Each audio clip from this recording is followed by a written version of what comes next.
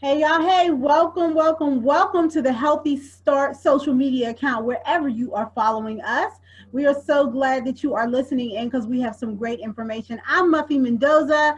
I'm founder of Pittsburgh Brown Mamas, and I love introducing Black moms to information that can help them to just be their best selves, and that means inside and out.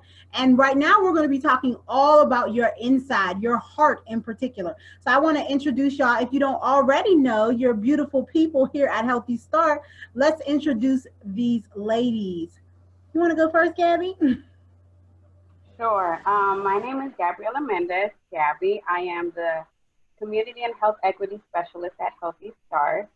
And we're here to talk about this wonderful project that we have going on called Healthy Heart for New Moms.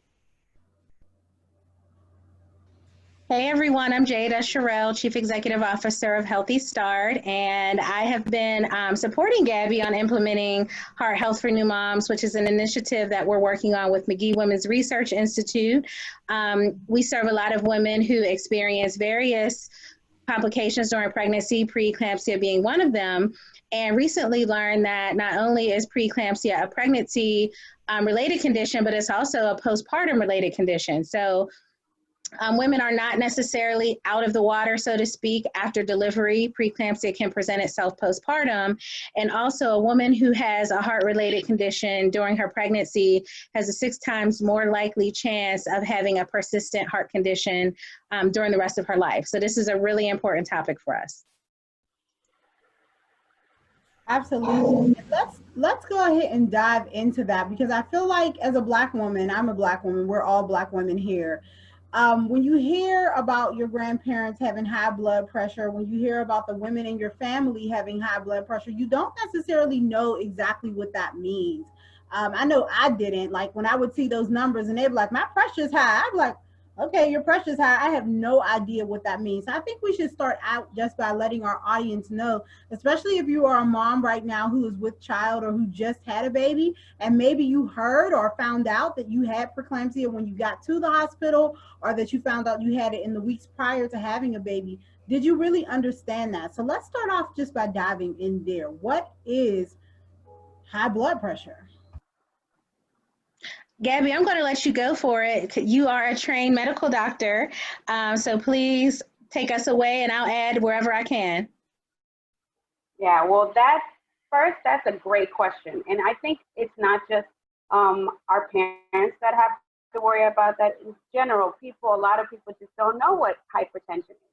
So if we could just say that your heart is like a big pump and it's working like this and it's pumping, right? And so there's this force that is needed in order for you to get your blood from your heart that's in the middle of your chest all the way up to the head of your head, to the top of your head and to the bottom of your toes, right?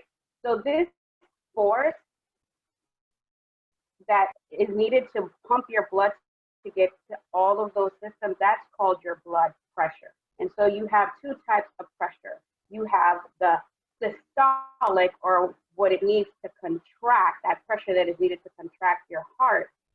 That is the systolic pressure, which is the top button, the top number when you're reading your blood pressure, right? And then the systolic one, which is what is needed for your heart to relax.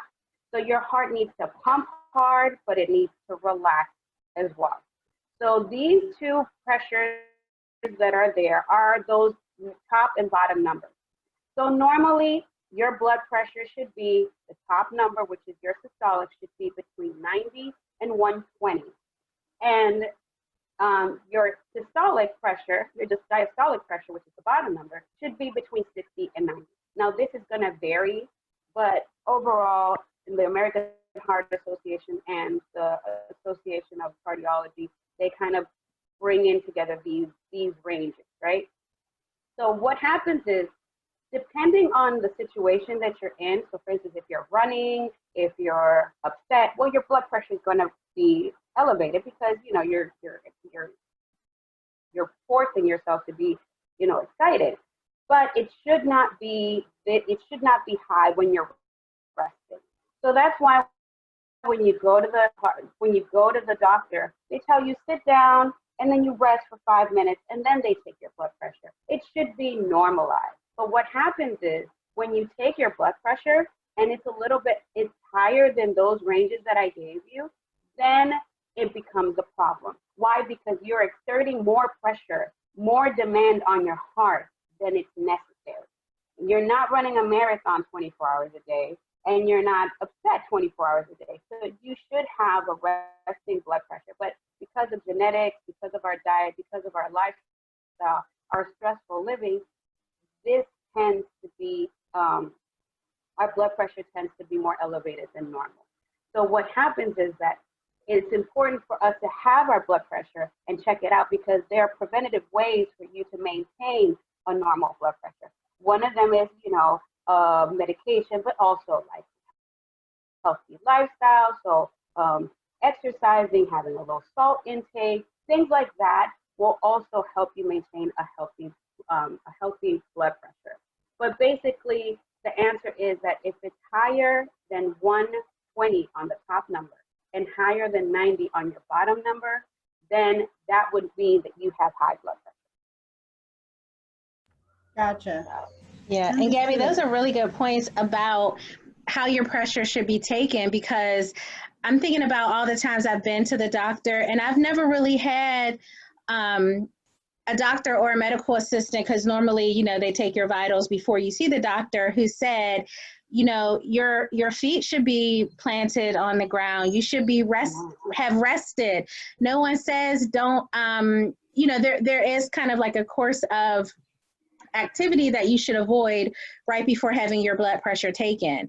And so knowing that as a patient is really important, especially as you're interpreting your reading. So, you should be in a relaxed state for several minutes before taking your pressure. A lot of times folks go to their appointments and they're nervous about something, or they're uneasy about something, and that can impact your reading. And a lot of times we don't, our medical professionals are on time constraints and they're trying to be in and out, and we don't get that information. So that's kind of another reason why it's really important to have these conversations to kind of, interrupt the status quo of sometimes the treatment that we receive. And maybe if I was running from the parking lot to get to my appointment, so you all wouldn't reschedule me, and I'm going to need 5 minutes before you take my blood pressure. Exactly, yeah. And also a lot of moms take their blood pressure at home. So it's very hard for you to take your blood pressure. Your blood pressure is going to be normal if your toddler's screaming at you, or you're worried about having dinner on time, or that you're going to be late for something. So that's why it's important for us to have like that self-care. It's like, okay, I need to take my blood pressure, but I need to be calm. So let me find a space in my house, maybe sit upright in the dining room table and just wait 5 minutes and tell everyone, just give me 5 minutes so I can cool off, and then take my blood pressure. And sometimes what happens is that you may take that initial blood pressure and it is a little elevated. So it might be like 130, 135, and then you take it, you wait 5 more minutes, and then you take it again, and then you see that it's normal. But if you see that even if you've waited 5 minutes and it's still high, then that's something that it should really grab your attention.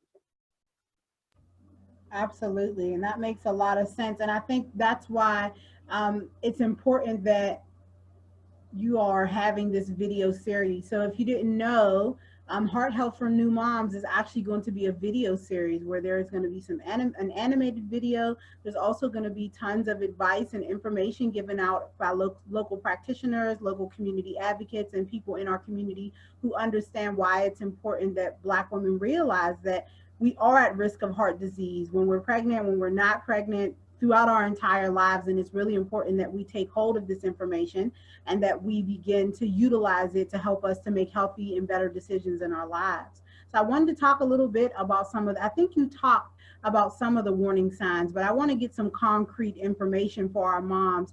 What should you be looking for during pregnancy and after pregnancy in terms of knowing whether or not you are having a heart condition? Because a lot of times we know that doctors don't always listen to Black women when we talk at the doctor's office. So how can we make more informed decisions, as well as be better advocates for ourselves, and knowing, what the warning signs are and what we need to look for in our bodies to tell us that something is going wrong with our hearts. Yeah, so that one of the things that we really want to stress over are the warning signs. So these are things that are common seen in pregnancy, but it's just when they happen and how long they are. So for instance, one of the things that we have is that we one of the main giveaways is swelling. So it's normal for moms to have swelling when they're at the end of their pregnancy. So in the third trimester, it's normal for moms to, like, if they walk too much, then they'll have their feet swollen. But it's not normal for you to have swollen hands and feet and face in the second trimester. So that's something that's like a giveaway. It's like you are putting on excess amount of weight in a very short period of time. So one of the things is that you'll have these swelling. So you'll see it on your face, especially like in your eyelids. You'll see them like in her, like it just, you look swollen, and that's not normal. It's normal for you to have your feet swollen when you walk, but if you've been in bed all day and you're still swollen, that should be a warning sign. Another thing that is like, for instance, when you have an increased amount of weight. So for instance, every time you go to the doctor's office when you're pregnant, they weigh you. And you normally gain maybe 1 pound or 2 every visit. But if you've seen that you've gained maybe 1 pound during your visit, and then you automatically gain 5, that's a warning sign. Why? Because that means you're retaining some kind of liquid. And that's a sign. Another thing would be these chronic headaches. It's okay to have because a woman is, or a birthing person is making another life, you're going to have this, excess amount of dehydration. You have to kind of drink more water, and you might get a little headache, and that might be dehydration, but it's not a chronic, persistent headache. It should not be. So if you've been having a chronic, like very, really bad headache that just doesn't go away, then it should be something that should trigger you. And then you would have other things like blurred vision. You would have things like, abdominal pain that's like not, normally you'll feel them like in your pelvic area, but it shouldn't be up here, like in the top of your belly, right? And you have all these warning signs like that. So if you have more than 1 or 2 of these, and then you take your blood pressure and your blood pressure is high, then that's a pretty good indication that you might have preeclampsia. And the thing is that every woman is at risk of suffering from preeclampsia. There's not one group of people that cannot not suffer from it. So you'll have women that are late in their 30s that are having a pregnancy that might suffer from preeclampsia. But then there's others that even in their first pregnancy, when they're 20, they might suffer from preeclampsia. So no one is really protected from suffering from preeclampsia. But you do have women that have more risk of suffering from it. So if you've had it before, so if you had your first pregnancy and you had preeclampsia, you're more likely to suffer from preeclampsia with your subsequent pregnancy. If you're carrying twins, if you are of a higher BMI, you might suffer. If you suffer from hypertension, once you stop being pregnant, then that would be another risk of you suffering from it. But it's really something that what we want to encourage moms is that if you don't feel right, we are our experts of our own bodies. We really don't need to let anyone tell us how we feel, because we have every capability of saying how we feel. So if we feel that we're not okay, then we need to say, I don't feel good. I need to go to the doctor because something is not, I don't feel right. And maybe you'll go on that first visit and they'll be like, oh, it's okay, it's stressful, or it's just, normal in pregnancy. But if there's something in you that says, no, this is not correct, that this is not right, you should really go with your gut and not stay silent and say, hey, look, I need you to check me again. And so we really want to advocate that. We are empowered, wonderful women. We bring children into this world. We take care of our homes. We're boss ladies everywhere we go, but we need to take care of ourselves because sometimes we're always in the back burner. So I don't want to get too carried away, but basically those are the warning signs. Jada, you have anything to add to that? I was just going to add, you know, Gabby, warning signs is really important language, and sometimes we ignore the warning signs. And so, you know, just again to underscore, the warning signs are not restricted to the pregnancy period. So, you know, think about when you're back home with baby, maybe you have other kids, other responsibilities, making sure that you do not ignore the warning signs. Like you said, Gabby, a headache for a couple hours a day, whatever may be your norm is one thing, but chronic headache, continued swelling, we can't ignore these warning signs because it can be detrimental to your health.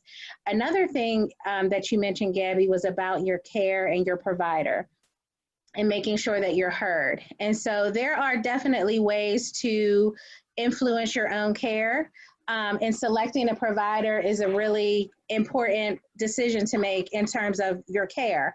So you should have a provider that you feel are listening to you, is respecting your wishes, is not directing your care without your say, and that you don't feel intimidated about speaking up to. You don't have to stick with any one provider. You don't have to stick with any one nurse. You can refuse care from whomever is assigned to you. There's a way to do those things. But I think what we find a lot of times is that Black women are vilified for speaking up and put in a position where there are unfair consequences to us speaking up. So again, it's important to have a good stream of communication with your provider and to select a provider that you feel you can be comfortable speaking up to. Yes, that's a great point to say, you know, you have to be comfortable with your provider.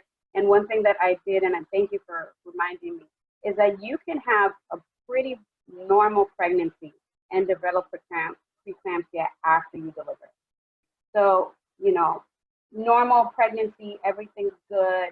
And then you just don't feel good. And then the swelling never goes away, or you know, you just not feeling good, and so you can develop preeclampsia. One important thing is that with preeclampsia, normally what happens is that in order for you, the issue is that preeclampsia leads to eclampsia, and eclampsia is very scary because it's the situation where it's called the HELP syndrome, and it goes into this cascade of things that could really put your life in risk and the risk of your child. And so it's very important not to get to that point. And a lot of the times what they do is that they'll have to, in order to control your blood pressure, they have to kind of, make you deliver earlier. So they'll have an emergency C-section, or they'll induce you earlier. Try not to induce when you have preeclampsia, but they'll put you on, you know, like these magnesium things that you always hear moms talking about. They put this magnesium drip. It's just a medication in order to help you lower your blood pressure. And then what they'll do is that they'll have an emergency C-section or have you deliver the baby, because a lot of the times that's what makes it go away. But that doesn't necessarily mean that you won't suffer from it afterwards. And one of the biggest things is that if you do suffer from preeclampsia, the odds of you suffering from chronic hypertension, so more after you deliver, it's higher. So those are the things that are kind of that, you know, one thing can lead to another, can lead to another, can lead to another. So that's one of the consequences, or the risk that you suffer if things aren't managed the way they're supposed to when you're pregnant. Absolutely. And I'm glad that you mentioned that. I wanted to talk a little bit about stress and how, because I feel like that when you're talking about when you're at home with the baby afterwards and you're talking about how there might be some warning signs there, but you may not see them. I think a lot of times it has to do with us as women not paying attention to our bodies because we're under such high stress. And we know that oftentimes when Black women are going home after baby, they may be walking into less than ideal situations, and situations that really may cause them to overlook their health. So I think there's a big reasoning why back in the day they would always say, you know, she's pregnant, leave her alone, don't say anything to her, don't make her upset, because during that time we are really susceptible to other health conditions because we're sensitive at that time. So I wanted to talk about stress and why it's important that moms not have a lot of stress if they can help it during that time, but also how does stress exacerbate this type of health condition. Yeah. So stress is a very stress is basically a bully to a lot of diseases. It's not just, you know, hypertension. It just everything is related to stress in one shape, way, or form. And the thing is that stress basically what it does is that it kicks your body into overdrive. And it's this stress. So you have two main overdrives in your system. You have the sympathetic and the parasympathetic. And the sympathetic, in other words, is your fight or flight. So this is when you're in danger, these gears kick in, and they make your heart beat faster. They make your blood elevated because you're in a stressful situation. You know, like back when we were, you know, living in caves and things like that, if a bear was coming or something, you would be like, okay, my life is in danger, I need to run. So your body is equipped to save yourself, fight or flight. So it's always it takes over, and stress is a very big driver to this. And then you have the sympathetic, which is your rest and digest. In your rest and digest, you, like you said, you rest and you digest. A lot of the time you're stressed, you don't digest food the same way. You don't, you don't sleep well. You don't, you're constantly, aroused. So what happens is that all of these, chemicals that are in your body that are meant for just a specific time are constantly being stimulated. So this stress is constantly affecting your heart because you're constantly stressed. And sometimes there are stressors that you can't avoid, but there's a lot of stressors that we can avoid. And we kind of want to be mindful of that in the time of you being pregnant, it's a special time in your life because you are creating a human being. So your body is already adapting itself physiologically because it's going through all of this. And then if you add stressors to it, then it takes even more, your body takes more of a toll. And we need to kind of be mindful of that, and that we don't necessarily have to do it all. And we need to understand that, hey, I'm a human, and if I'm not okay, I can't take care of those that are with me. So we kind of want to use the whole, when you're in an airplane analogy and they tell you put on your mask first and then assist the next person, that's how we should see it when it comes to our health. When it comes to our health, we need to make sure we're okay. Because if we're moms and we got people under us, we have children, we have businesses, we have, careers that we want to be on top of. But if we're not okay, all of those things fall. So that's why it's so important for us to kind of choose your battles when it comes to stress. And the thing is that also we need to consider that as Black women, we are constantly under stress for things that aren't even ours. So for instance, we have those microaggressions that we see. We see all of these things in the media. We see like our partners being murdered and all of these things that are happening that aggravate to us, that add stress to us. So sometimes we just need to take a step back and really focus on our self-care. What is self-care? It doesn't necessarily mean mani-pedi. It may be that extra 5 minutes in the shower. It could be that walk by myself. It's turning off social media. It could be all of these things that will lower your stress level, that will lower that fight or flight in you that needs to just like rest and digest and have the other one kick in.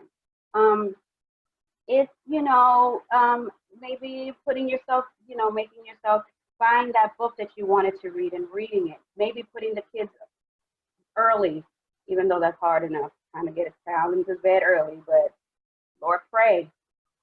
We get the children in early and just take that minute. You know, if you have your partner with you, just go, you and your partner, just walking by them, just you and that person.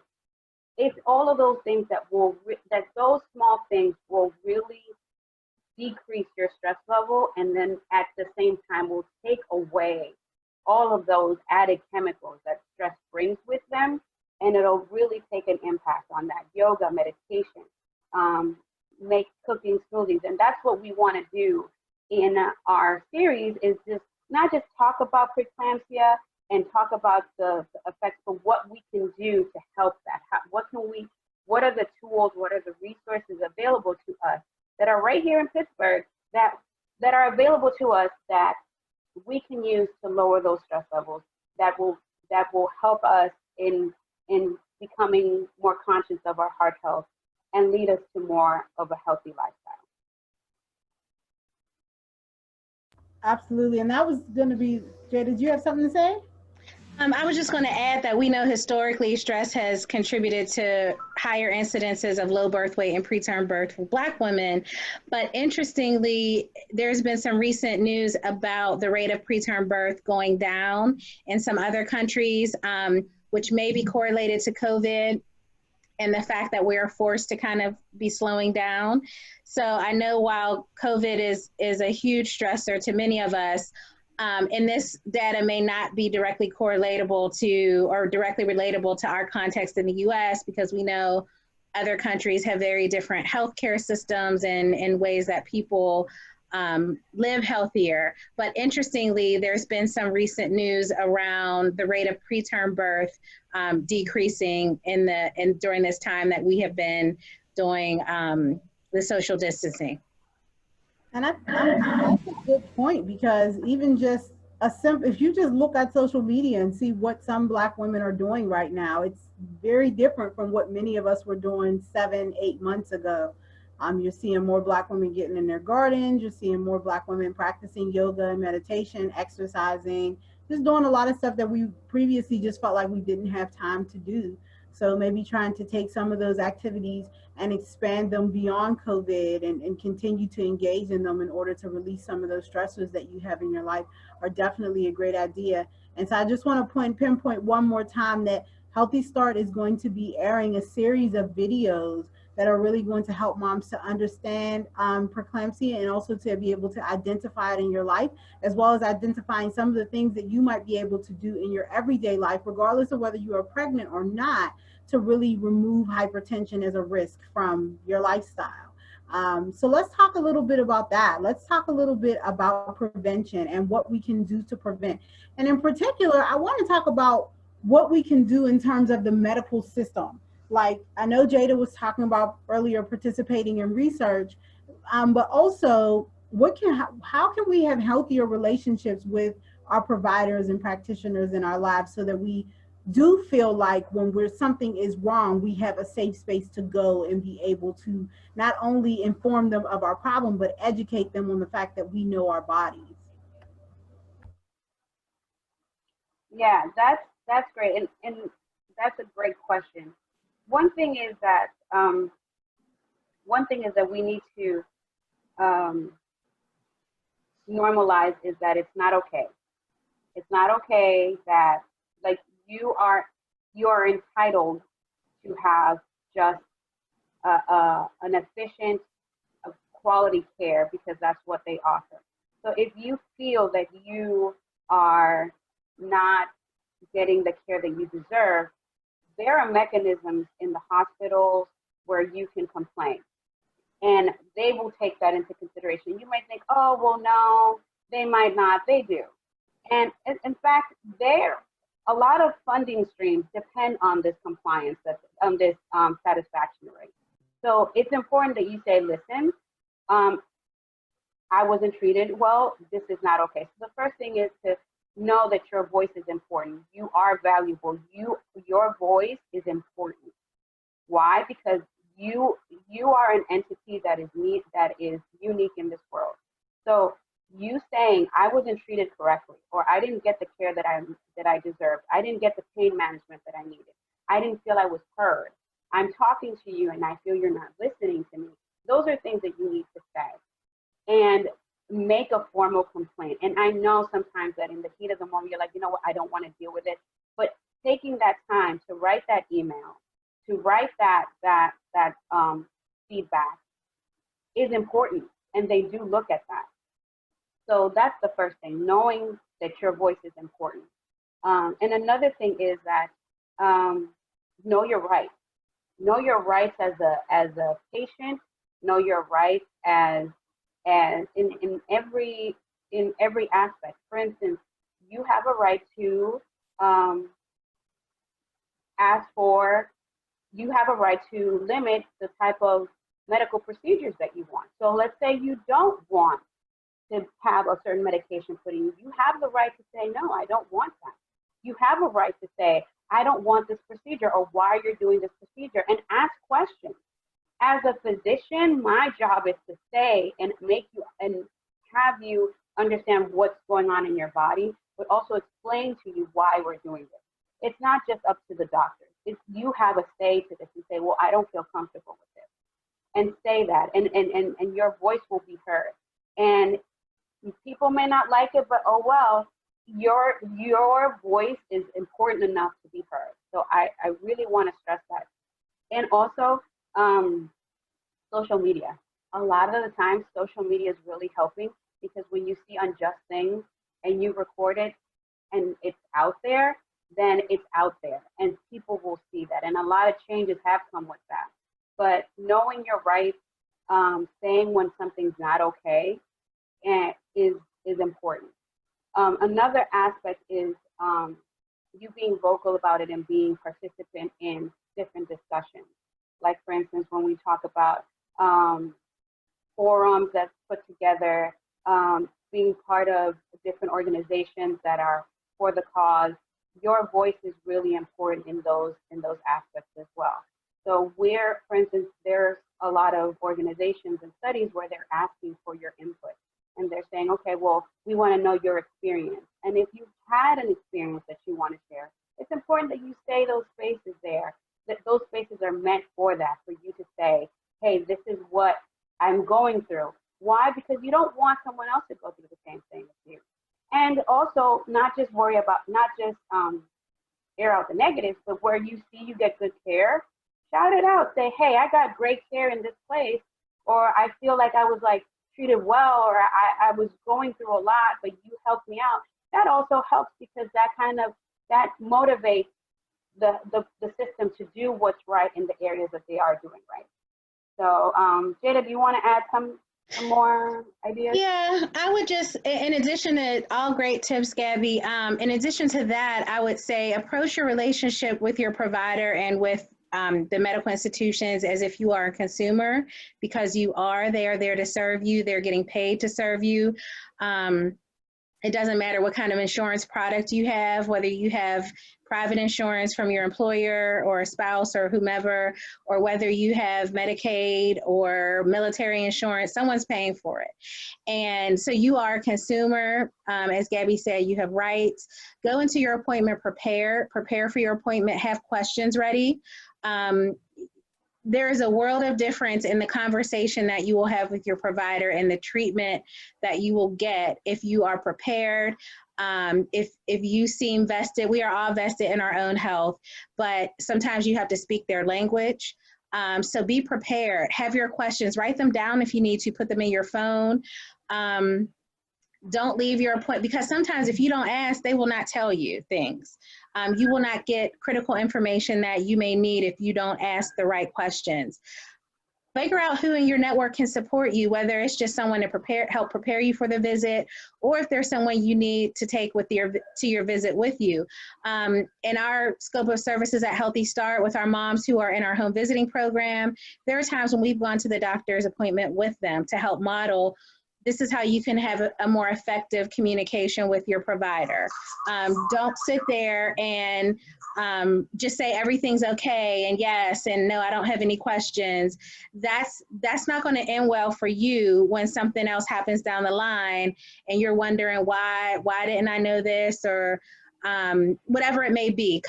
Do your own preparation, have questions, come in the stance of a consumer who knows their own body, who is interested in, it's kind of like expert to expert. You're the expert in you, the provider is the expert in perhaps the type of care, whether it's a cardiologist, OBGYN, but you are still the expert in yourself and your body.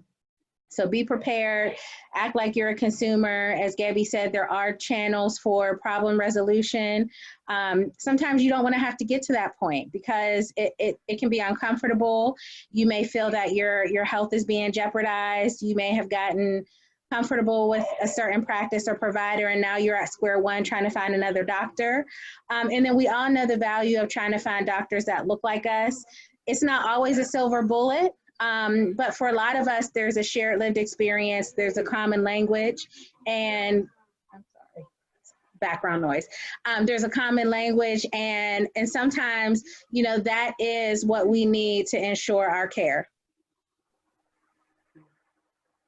One thing is that there's so many good resources out there, so you're not alone. So you're not, it's important for us to kind of take this like as a village mentality. So in a village mentality, you're not by yourself. You have a group of people that are there.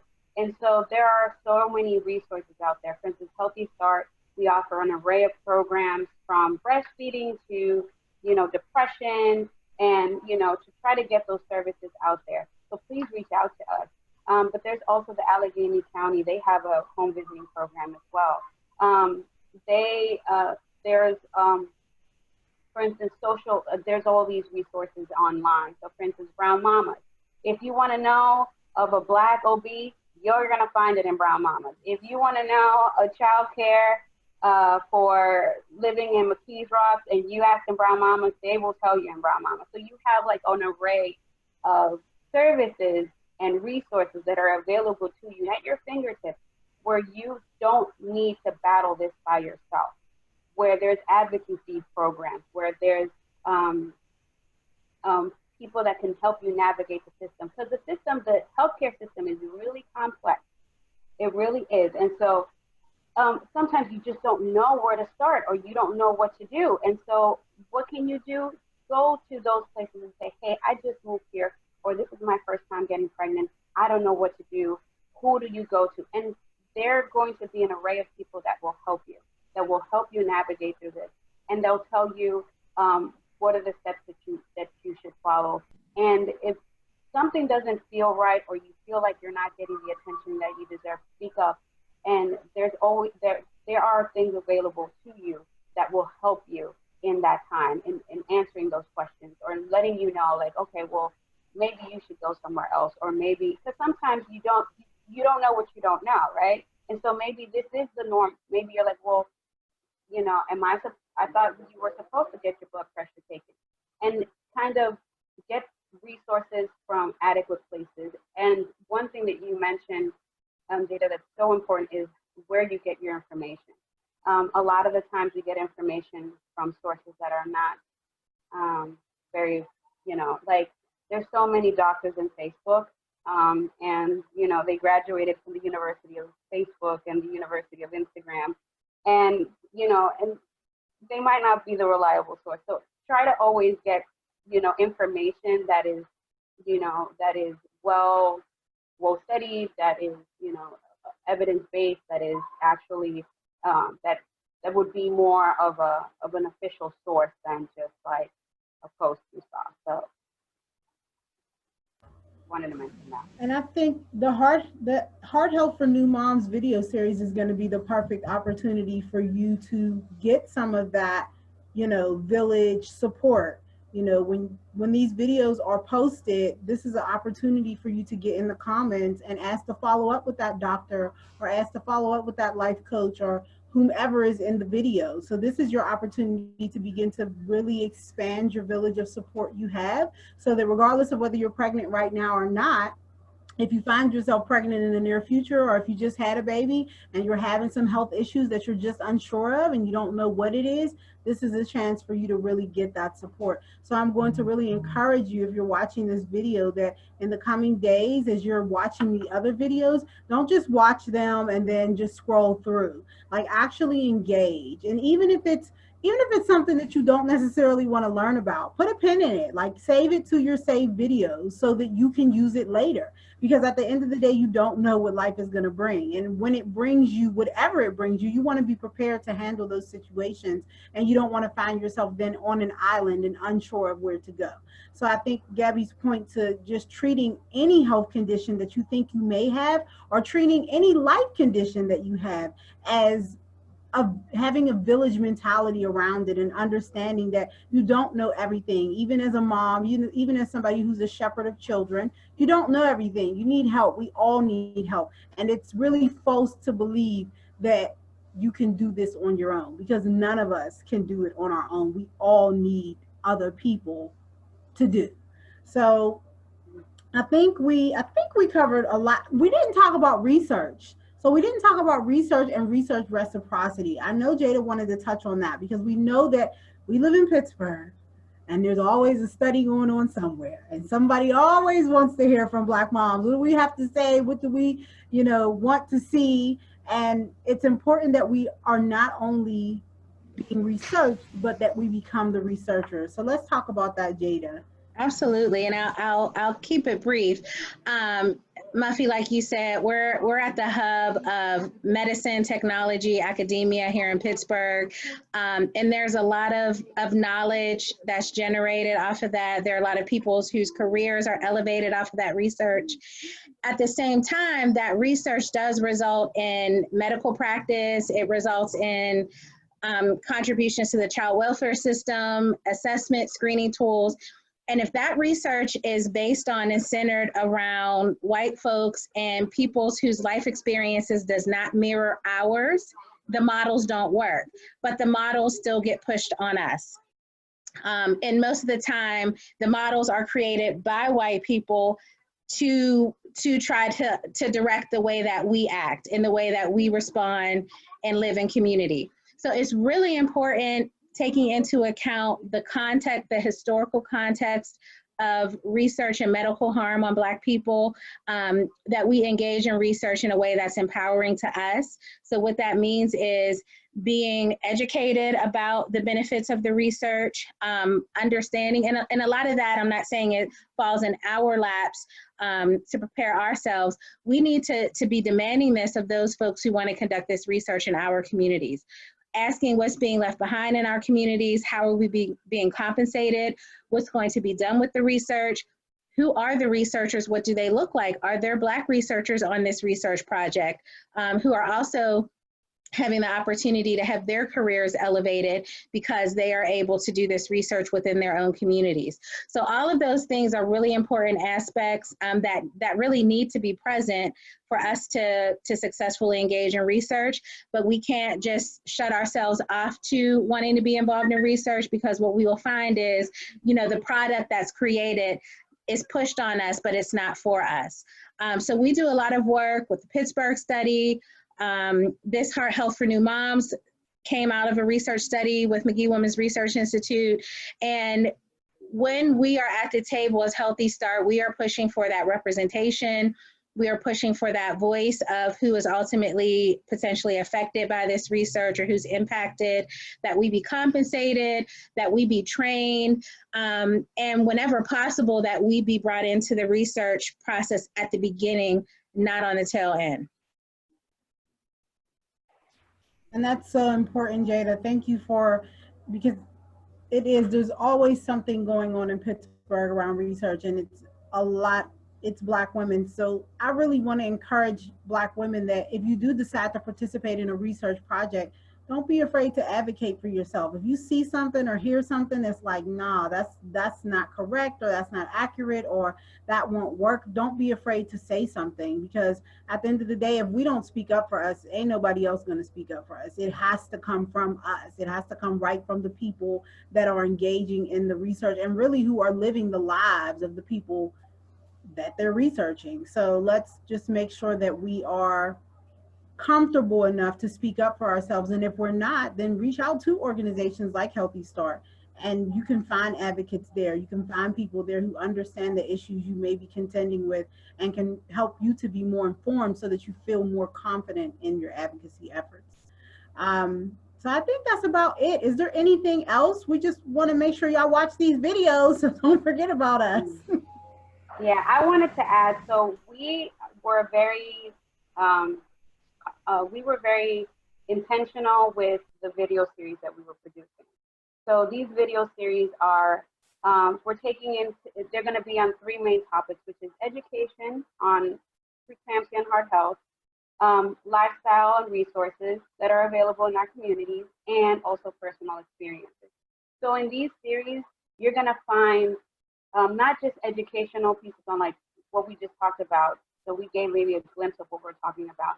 We'll have, doctors and providers that look like us, helping us. But we'll also have other trained healthcare staff like doulas, and we'll have also therapists and motivational speakers and organizations that work with women. And they will also be there to kind of educate and share these resources with us. With the lifestyle, we'll have someone, make a smoothie, and how smoothies are like a great way to contribute to your heart health. We'll have someone come in and talk about, how meditation works, or how to get a good workout in 10 minutes where you don't have to go to the gym for that. So we have an array we have different ideas and different people talking about heart health, but from different perspectives, and bringing in different scopes and different tools. And then we have our personal experiences where these wonderful women have decided to share their experiences, what they've learned, what they can teach you. So you're not alone. So it's a very holistic way of seeing it. So it's not just take your blood pressure medication, eat low salt, and go to the gym. We're not talking about that because we already hear that. What we want to hear is, what are you doing, sis, that's going to help me? And that way I don't feel by myself. So if I were to be diagnosed with preeclampsia, I actually know someone that can help me, that I feel that I'm not doing this by myself. And that village mentality will come in. And the good thing is that it's made from us, for us, by us. So everyone that's there, you can relate to. Everyone that's there, you can approach. They're from Pittsburgh, so we're not getting anyone that's like outside. They're from Pittsburgh. You'll probably run into them, in the park somewhere. And it's just to make sure that we understand that this is something that is meant for us to come together, and that we can really limit how heart disease affects our community. So you're not doing this by yourself. So hopefully you guys are going to be tuned in. These series are going to be put on all month long. So if you didn't get the watch party that day, don't worry. It's going to be on our website. It's going to be in our IG. We're going to have hashtags and we have we have an animation that's going to be, we're going to air shortly. That is kind of what we want you guys to understand on preeclampsia. And it's very much of, I think everyone will relate to this animation. And we're very proud of what we did. We put it together, we made sure that it was on point, and we hope that you guys enjoy it. Our information is also going to be there. So if you have any questions, please reach out to us. Please do. And if you're interested in participating in the study, you can always reach out to the study or to one of us, and we will put you in contact with the study team. So I think we got everything when it comes to that. Please, and share it. This is also shareable, so you can share this in your group. If you got a group text, if you use WhatsApp, Share it with your girlfriends, share it with your group, share it with your mom. This is not just meant for young people. This could be shared with your grandmother, with your mother, with your auntie. And this is meant for all women. And we do target Black women because we serve Black women, and Black women are disproportional, but this is meant for all women. But we really want to make sure that Black women are showcased, because a lot of the times we're not. So we want to showcase that we have great, like, we just have bomb women working for us, working with us. And so we want to make sure that they're showcased. Absolutely. So thank you all for tuning in. Make